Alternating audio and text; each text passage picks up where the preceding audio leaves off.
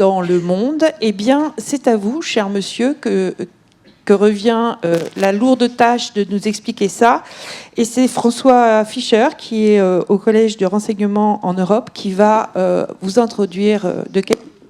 Et on s'arrête à 17h30 pétante, puisque nous avons la retransmission d'Emmanuel Kiva, le DGA. Merci.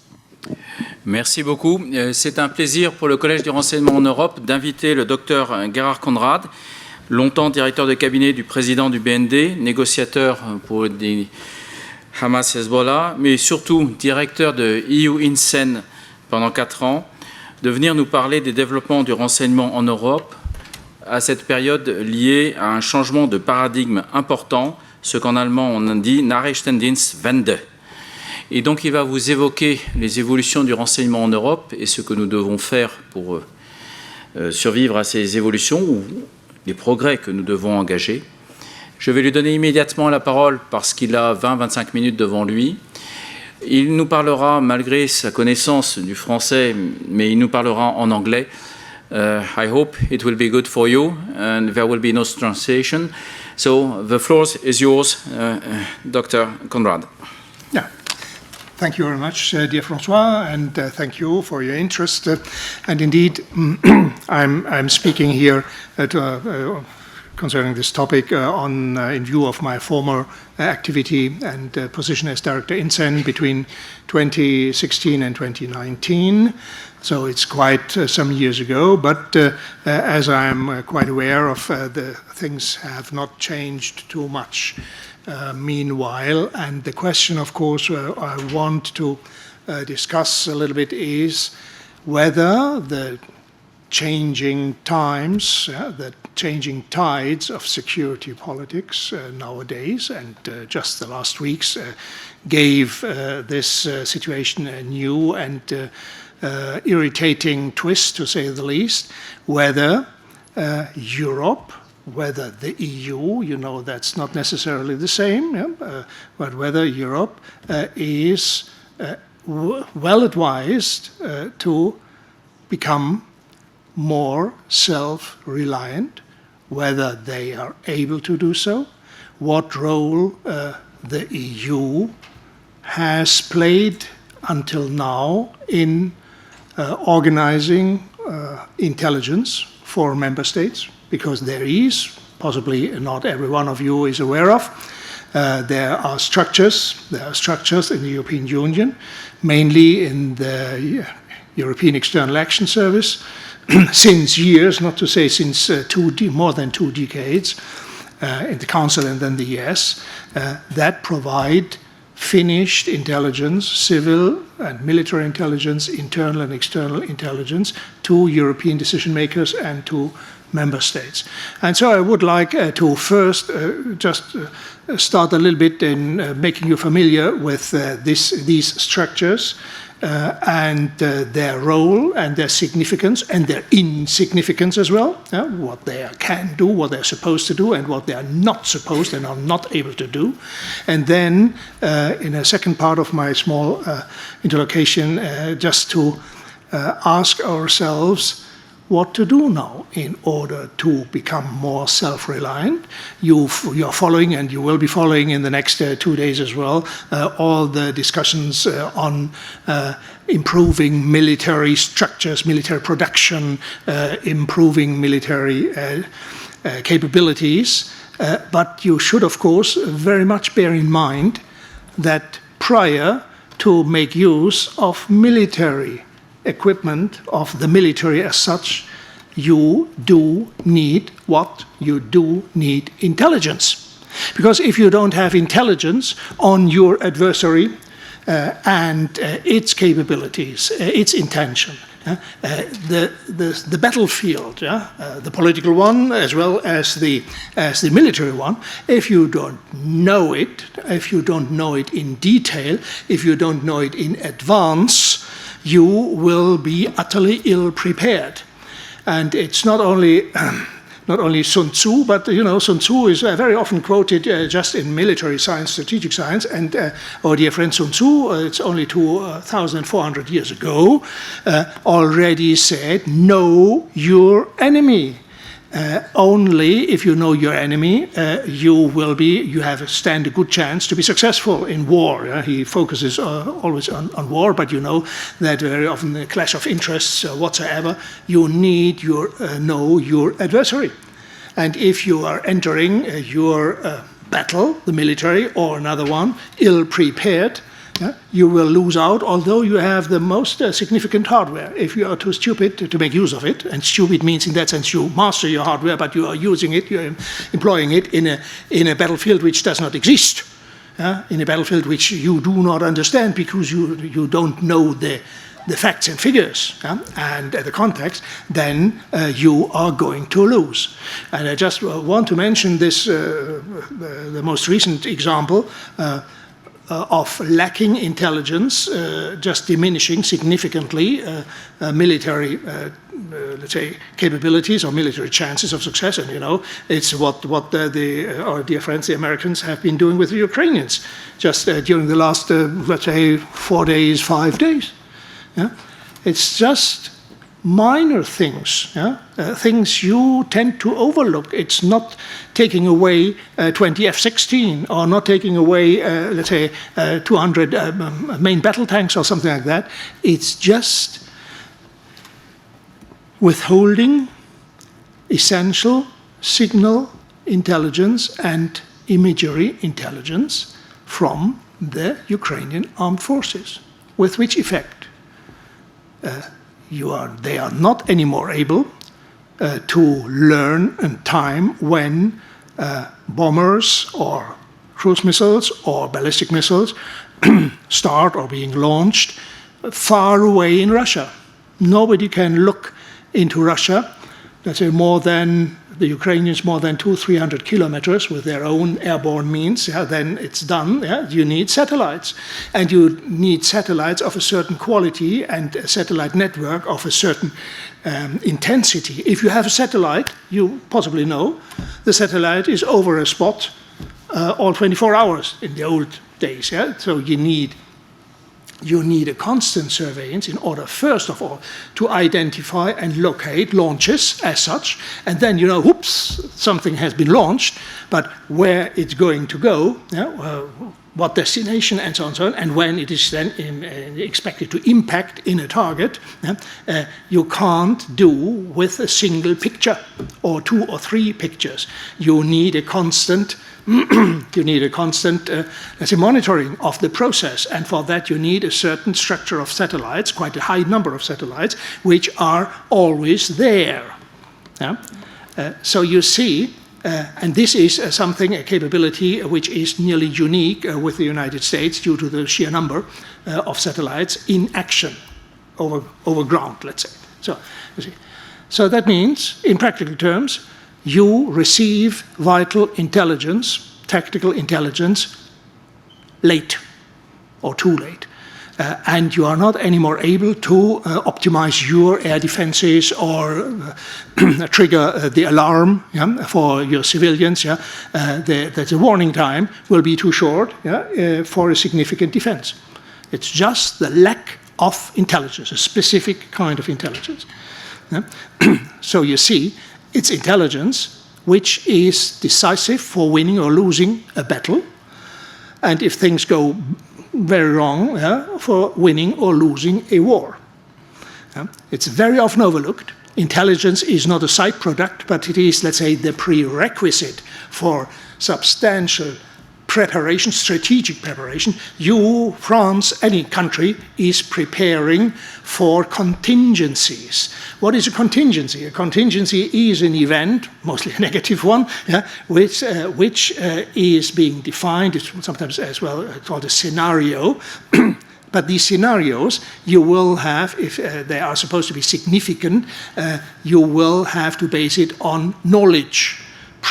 Prior knowledge today for the dangers of tomorrow, in order to prepare, in order, for example, to produce, let's say, then to put it in the military field, to produce the relevant weapon system. Otherwise, you are ill-prepared due to the fact that you did not understand the threats emanating in the years to come. So that's the essence of intelligence. of intelligence mean collecting information which you normally don't get, because everyone is, of course, trying to hide his own, let's say, treasures away in order to prepare for the future. I just stress this point because, as I said, intelligence is very often overlooked. You are looking, not you, but let's say we are looking to the spectacular issues, the items, the weapon systems, and so on. They are worth nothing if they are not adequately equipped with intelligence-based capabilities. That is the same, for example, with the so-called ELINT, the electronic intelligence, just to act, this is an additional issue.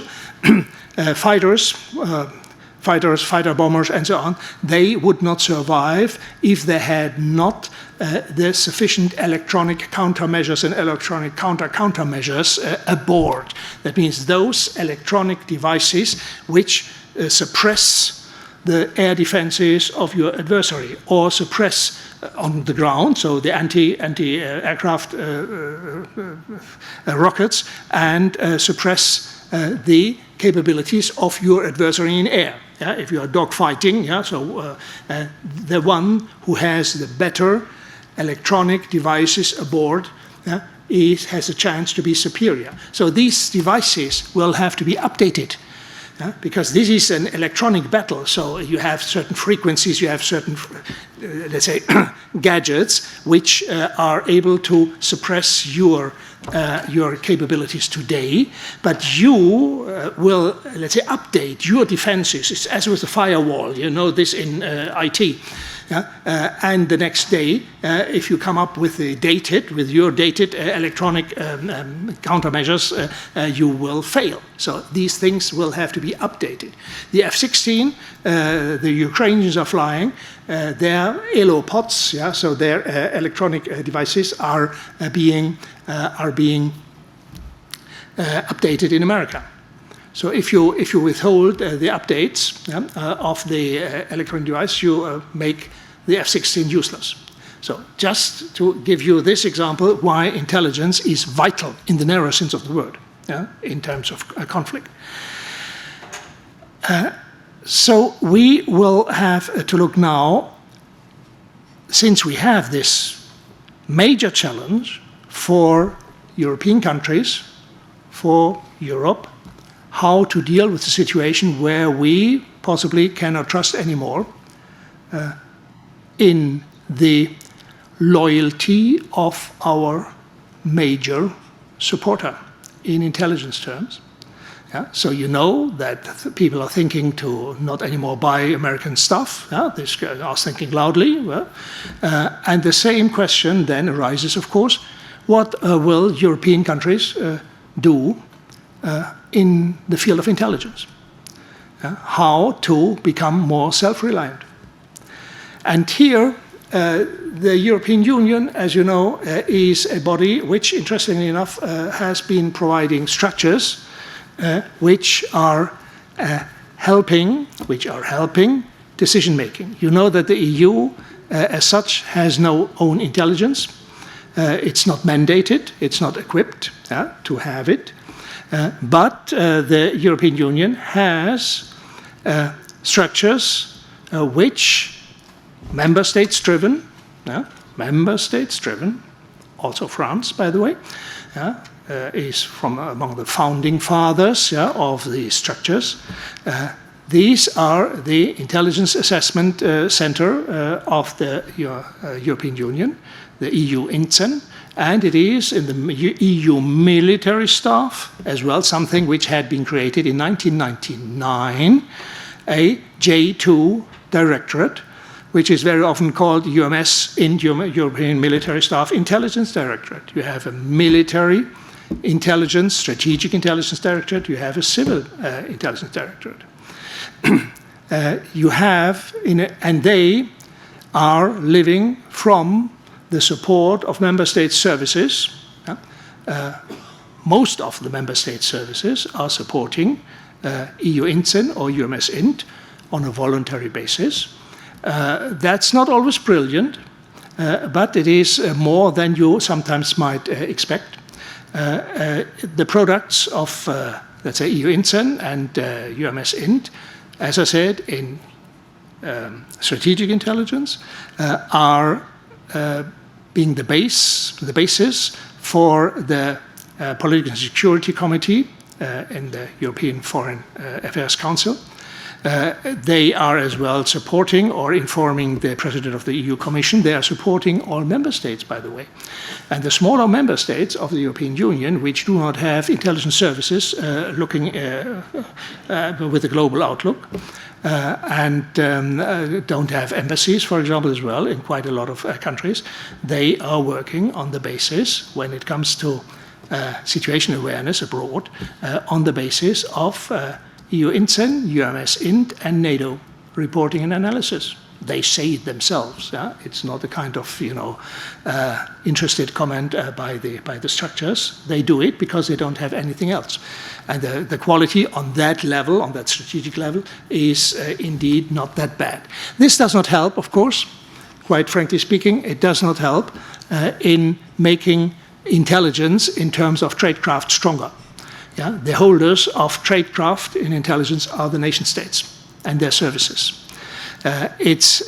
But the European Union has already, and you know that it's in terms of defense industry, it's just starting to become a little bit more relevant, with this commissioner on defense, which again is not the defense in military terms proper, but in terms of defense production, in terms of defense industries, in terms of defense budget. And this will be, if you follow the news, will be a multi-billion enterprise, more than it had been already planned by 2024. We are now entering, and if you're just looking into the decisions and promises, sometimes only, but the decisions of not only the presidency of the Commission, but as well of member states, and I may even mention my poor country, Germany, which possibly comes up with 500 billion special budget for military. Well, you see, that might become then, in 10 years' time, it might become then a relevant military power. But you see, we have, due to the shocks, all of us have been suffering now for the last 12 months at least. The shocks had been before, as you know, but nobody was really reactive. But, well, we are now in a situation that everyone asks himself, how can we do better? And if you look at Europe, I just want to open your eyes a little bit that there is there is substance matter even. And it would be worth the pain, and I would recommend to those who are now running a little bit European affairs to see what about stock taking of existing capabilities and exploring their potential for civil military intelligence collection. You know the EU has own satellite systems. They are not being tasked yet for military information collection, but they could do so in technical terms, or they could be optimized. So one of the easy questions, or one of the very simple steps would be to say, okay, what do we have? We have the Copernicus, we have the Galileo, we have the Sentinel satellites, and so on. It's all running quite well. It's quite good stuff. We will have to see, you will have to see, whether it can be involved into, for example, satellite imagery intelligence, because IMINT and GeoINT, but IMINT especially, will be of vital importance if we have to put a question mark behind American satellite collection and support. What can we do? So on the national level, France has its some satellites. Germany is going to have some satellites. It's small numbers, as you possibly know. They are good, but they are few. And as I said, if you want to have dynamic pictures, if you want to follow a situation, if you want to have situation awareness, you need quite a lot of constant monitoring pictures. And not only a photo-optical one, but there are lots of sensors you could from radar to infrared and others, which you can put. You also can make SIGINT from satellites. I doubt whether, I don't know, but I doubt whether in Europe, European countries, not the European Union, but European countries, do have major satellite capabilities in signal intelligence collection. I doubt, because these are then very spectacular.